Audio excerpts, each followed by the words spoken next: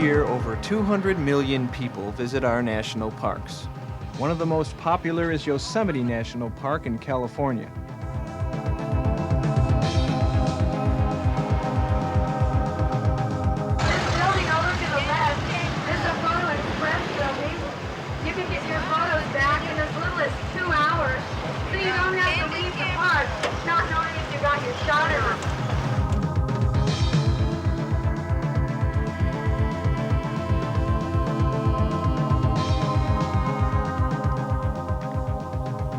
Nestled in the Sierra Nevada nearby a number of large cities, Yosemite welcomes visitors from all over the world.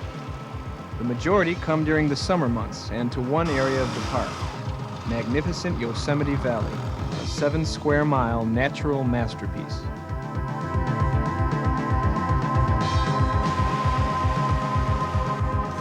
But along with the increasing number of visitors comes a modern law of nature. More people equals more crime. Protecting the people and the park are the National Park Rangers.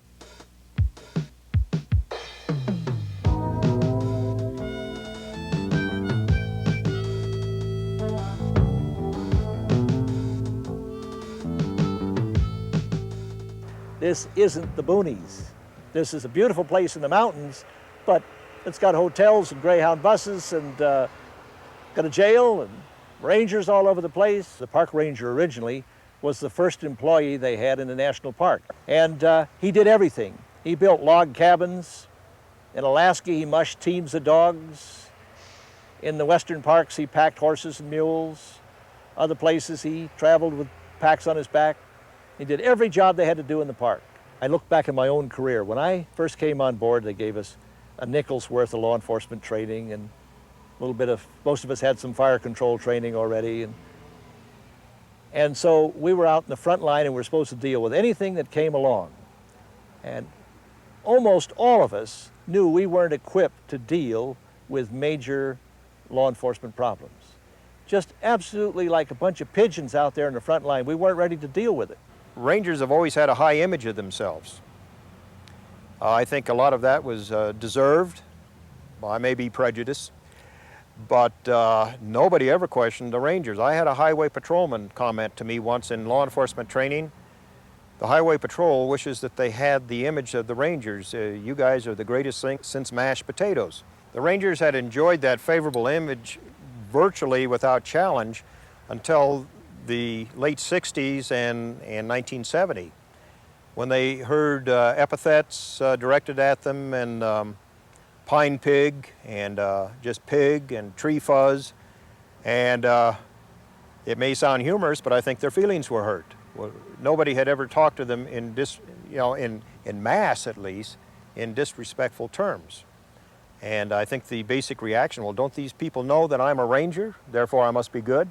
Being a ranger was more romantic and more of the way of the West, or I don't know how to describe it, and so sons would go on to do what their fathers had done. There's a few of us in this park, maybe a handful, that have done that have gone on to live pretty much what their parents have lived in that whole set of circumstances. But my father at this point wouldn't even recommend people getting into the Park Service just because the opportunities have lessened so much as the budgets get cut, and it's just not as important as it was at one time. And there's so many different stresses on the Park Service now than there was at one time.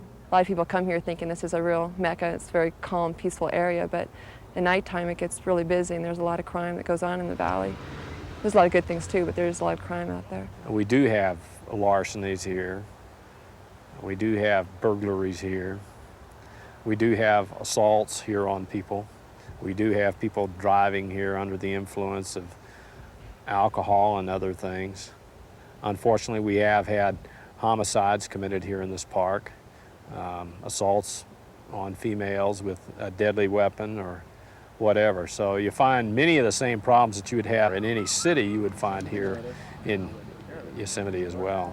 If it turns out that I have a warrant for your arrest, I'm going to place you in custody and take you to jail. So I want you to stay right here.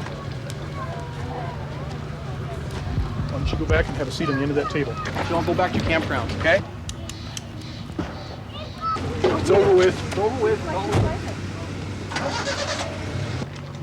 The crime rate in Yosemite directly parallels that of a town of equal size. Many park rangers have received intensive law enforcement training and do police work in addition to their traditional duties as hosts and resource managers. While most rangers do not enjoy the police role, often they accept it as a necessary part of the job. Plainclothes rangers in Yosemite National Park and in other national parks, as I see it, do the same type of a job that plainclothes officers do for police departments. And that is to try to, through covert operations, detect persons who are violating the law. Nowadays, there's a lot of internal talk that maybe we have too many visitors in too short a period of time. The job has become largely a people management job rather than a resource management job. Trouble areas or hotspot areas such as Stoneman Bridge, an area that is highly visible to the passing motorist, where oftentimes young people gather and drink alcohol while underage, become intoxicated, and in general act drunk and disorderly. A lot of small-scale marijuana transactions, cocaine transactions occur on the bridge. Be out in Stoneman dispersing kids. There's just a lot of people left on the deck. Copy, 23.9. Closing. It did sound...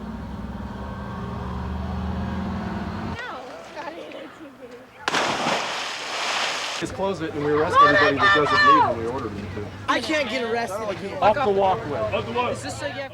When I came into the Park Service, I did it with the idea in my own mind that I wanted to get into professional law enforcement, and the Park Service just happened to be a vehicle for that offered a nice setting. I started as a naturalist, but like I said, just through exposure, I found that the law enforcement was much more satisfying for me. Keep your head straight. Just follow the tip of my pen coming out with your eye.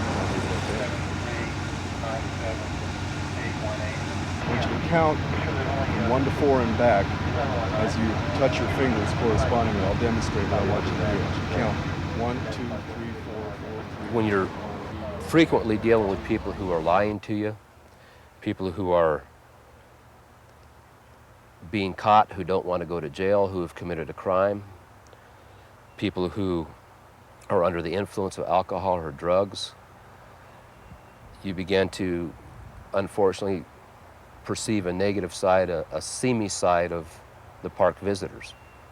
I would have to say that the majority of people who joined the Park Service did not join it for its law enforcement opportunities, that this has been something that they evolved into. And there are people who are in law enforcement roles who are park rangers cast in law enforcement roles, heavy law enforcement roles in Yosemite, who realize that the experience is good for them, but certainly don't want to do that for the rest of their career. Yosemite is the only park in the whole National Park Service that has a full-time staff jail. And I know for a fact that the jailers would like to be rotated. That is probably one of the most depressing jobs that there is. I train for firefighting, resource management, interpretation. I've gone to 2 National Park Service law enforcement academies. So almost all of my training has been geared for the National Park Service. It's funny that since then, most of my jobs have been in the non-traditional role. I continually see people at their worst in the jail. They're arrested in various stages of whatever they're doing at the moment. A good number of them are intoxicated and not themselves. And a good number of them are violent, too. When I continually see people in that negative aspect, I have to, some of it has to rub off of me and tell me that, gee, if this is the way society is, then I'm going to have to react in a like manner towards them. And I have to continually remind myself that there are good people out there, too, that are well-deserving of an extra word or an extra helping hand.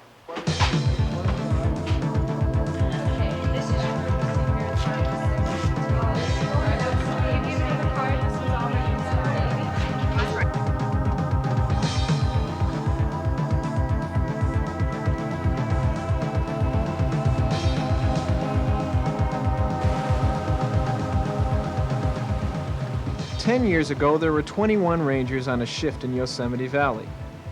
Last summer, at the peak of the season, there were only 10 men and women on duty at a time, yet visitation has climbed dramatically. Today, rangers may be overwhelmed by the strain of their heavy workload and the stress that threatens their legendary goodwill. One of the reasons I decided to go into protection was that as a naturalist, I began to see sometimes the futility of always telling people why you don't feed the wildlife, why you don't bury your human waste too close to a stream. And then if I was in the field and I actually saw that type of a resource damage going on, there wasn't anything I could do about it. All I could do was verbally tell the visitor, you're not doing it right, you're ruining the resource. And if they said, well, tough, you couldn't even write them a citation for littering or anything else. In the backcountry, the wilderness area, I've received comments on people and said, you know, you guys and you women back here are so different than the rangers that I met in Yosemite Valley or out on the road. The valley will have a population on a day like this of some 40 to 50, 60,000 people. So it is an urban environment. You're looking at 7 square miles. And the pressure that these guys down here have to deal with is incredible. It really is. One minute you're going to a motor vehicle accident with somebody maybe dead or dying. The next minute you're called into a campground and there was an assault with the intent to commit rape, or there's a domestic dispute and there's 2 guys punching it out over a campfire pit. For instance, we had a woman murdered, stabbed to death on a trail in Yosemite Valley this year. That's one of the most serious homicides, serious affairs that we've ever had happen. To this date, it's unsolved. We don't know why. When you're concentrated on law enforcement work as much as the rangers here in the valley, you end up acting a little different. You don't want to. These people here would probably resent having me even say that. But there's almost no way that I see that they can escape being somewhat of a different person than their predecessors used to be years ago. But their predecessors couldn't hold a candle to them in doing the things they do today. I know one thing that bothers rangers today that didn't bother us a lot 20 years ago. We were much more trusting of the violator contacts in regards to our own personal safety. I think we had a built-in mentality that if you came to a national park, you must be basically be a good person even if you broke the law. Therefore, I think we let our guard down. We have had rangers assaulted, and I think that the rangers have their guard up. When you put your guard up, even though you try to hide it, I think you project that a little bit. Makes them more serious in their contact with the public. And they miss the other contact. They want to be more relaxed and be able to have more friendly, comfortable contacts with the public. But the nature of the job here has somewhat eroded that away a little bit. And I see it. I think the public that knows the ranger of the past sees it. Some frightening incidents in the early 1970s raised the issue of whether or not rangers should be armed. Many rangers were against the idea, and even the Park Service issued a memorandum in 1975 stating, "The ranger who wants to wear a sidearm to fulfill an image of himself as a law officer is not measuring up to the ranger image." The next year, Congress gave rangers the right to carry firearms, though many park rangers resisted wearing a gun. In 1980, the Park Service required that all rangers working in law enforcement must be armed. Just because you have a weapon on and you have defensive equipment doesn't mean you need to come across like you're ready to use it on a moment's notice, even though that's what you're trained to do. The weapon is not meant to intimidate. It is meant for a purpose. And for me, you know, I try to be friendly, upfront. You know, you greet the public with a great deal of respect. You are a public servant. You do work for them. Their taxes pay your salary. But if a situation deserves it, of course, you know it's there. But you don't lean on it like a chair. You don't put your hand on it when you don't need to. You don't show it to people as, hey, you know, if you don't do what I tell you. You know, it's there for a reason. You should be able, just with the presence of the uniform, a badge, the flat hat, the whole ranger image, as it's called. You should be able to do a lot with that, but it's the person that wears it. People don't expect to see rangers with guns at some time, and when they get arrested by a ranger with a gun, I think they're surprised. They don't, personal opinions, they come up here and they think that they can almost get away with anything because the rangers really aren't like cops. And to a certain extent, we are like cops. We have most of the same training that policemen do have, and we have the same authority in this valley. Ranger work, as some of the senior managers probably interpret it, isn't classically law enforcement. Most of the upper management in the Park Service has no experience in professional law enforcement. And even in mid-management to a large degree. It's only pretty much the field rangers of the last 10 years that have gotten into it, been trained and performed it in a professional capacity. So I think in their minds, being a ranger is inconsistent with doing law enforcement, and they probably somehow find that offensive. It's been my experience that the people who are most offended by the idea of rangers wearing defensive equipment is management rather than the visitors. The biggest reactions come from other Park Service employees who, you know, we have a high standard and are worried about our own image, I think much more than the public worries about us. And people very rarely comment about me being a ranger and wearing a gun or whatever it takes to do the job, you know. And people understand what's going on. But employees of the Park Service have not wanted that to happen to a big extent. And so I think some of our biggest criticism comes from ourselves. When I first arrived here in '74, we wasn't even allowed to wear their weapon on our side. The patrol rangers carried their weapons inside of their patrol car in the briefcase. And I thought that was somewhat far-fetched for law enforcement officers to be carrying it inside of a briefcase. There is no latitude for mistakes or amateur effort anymore. We got away with things in the old days in Death Valley. My orders were to keep my gun under the seat of the car in a bath towel, to keep the dust out, and never write a ticket, because that would mean going to San Bernardino, a 2-day round trip, and that I was instructed to do my law enforcement by bluff. They've got a juvenile, it's this one over here. They've got a juvenile who's been drinking. I don't think he's borderline drunk right now. I talked to his older brother. His older brother's going to take care of him tonight, so I don't think I'm going to arrest him. I'm glad you showed up. I'm going to run a pair of handcuffs. Got plenty. Good. So I'm going to go over there and write a ticket to Mr. They call it ranger law enforcement or Park Service law enforcement as opposed to any other kind of law enforcement, which is a fallacy. Basically, if you want to classify it, it ought to be classified as professional law enforcement and unprofessional law enforcement. And to say that there's a special Park Service type of law enforcement is to create something out of the sky that doesn't exist. You're either a professional or you're not. The ranger-police distinction, I think, is non-existent. We are police officers, we are rangers, they're the same thing. The ranger is more than just a law enforcement officer. I think the American taxpayer gets one of their best breaks for their tax dollar out of the services that one Smoky Bear-hatted ranger can offer. He or she can fight fire, do law enforcement, rescue people off the vertical cliffs of Yosemite, river rescue, structural fire, interpretation, help the people with their camping and vacation problems. And I think that that is more cost productive, if nothing else, than having a complete fire department that does nothing else, a complete police department that does nothing else, a complete search and rescue department that does nothing else, and so on down the line. I think the fact that we are multidisciplined has been one of the great virtues of the park ranger. It's become more difficult for a park ranger to be a jack of all trades like rangers of the past. Because many fields have expanded and professionalized, rangers find it's nearly impossible to excel in all of their generalist responsibilities. The generalist ranger that was working during the time that my father worked and the, quote, generalist ranger that's working right now are two complete different entities.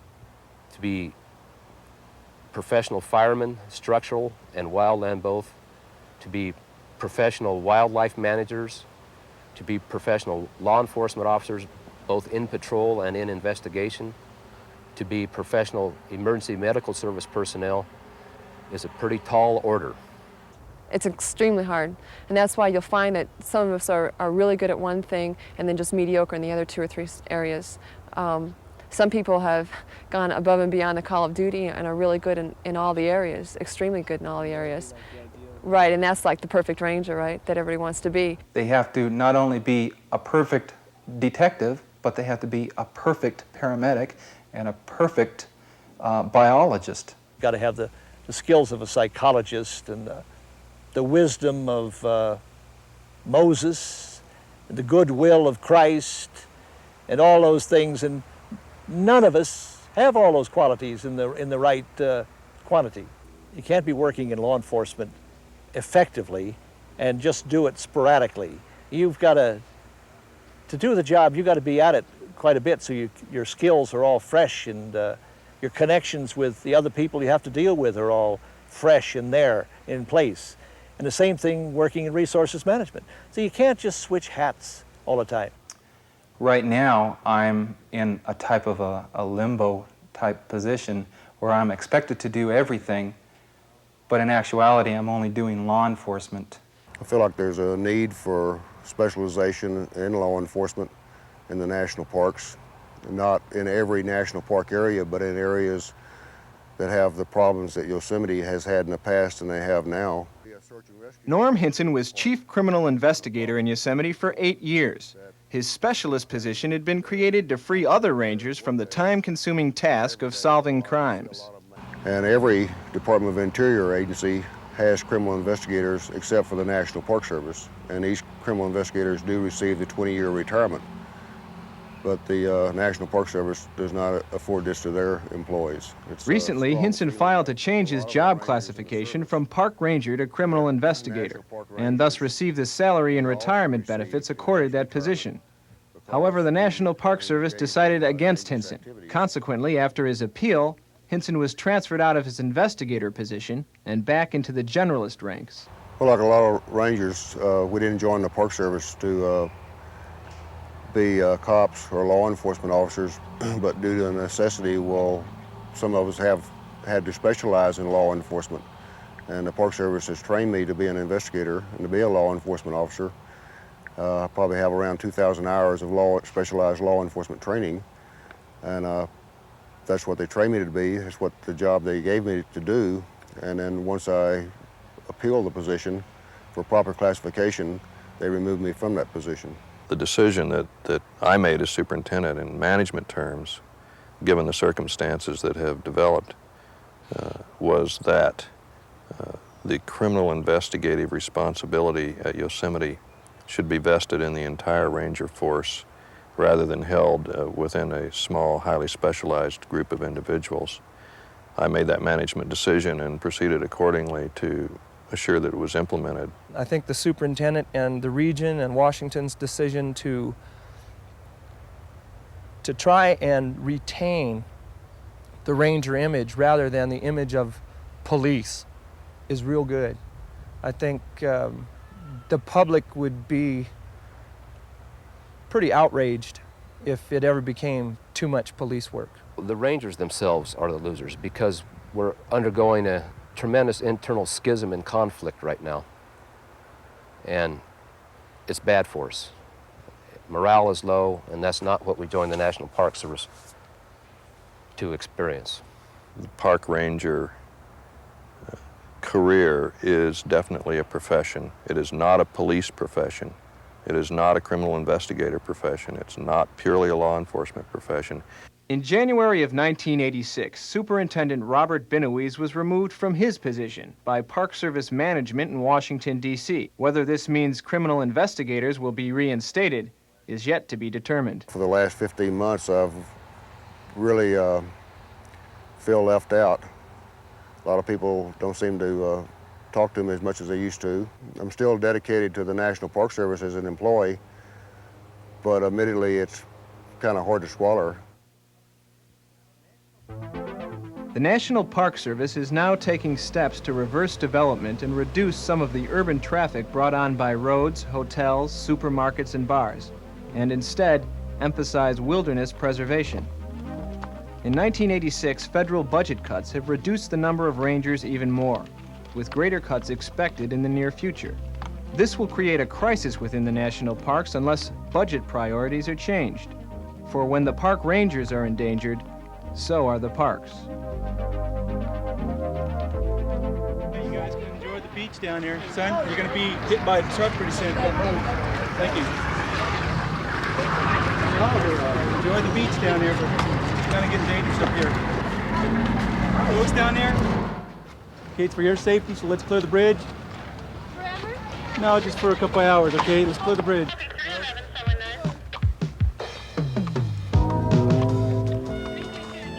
Right now, we have enough people just to do the major problems. We have enough people, if someone's dying, we'll have somebody over there to help them. If somebody's really hurt or someone's really in trouble, we'll have somebody there to help them. But we're not doing a lot of the preventive stuff that we should be doing. A lot of the resources are being damaged just because we don't have enough people to always be out there to look, to see what's going on. I feel like the general public is somewhat shortchanged because we don't have the staffing to provide the attention that need to be given. Since the Second World War, you're probably looking at 60% the number of rangers in the national parks as you saw at that time. Look at the jump in the number of people. It's probably quadrupled. We've gone backward.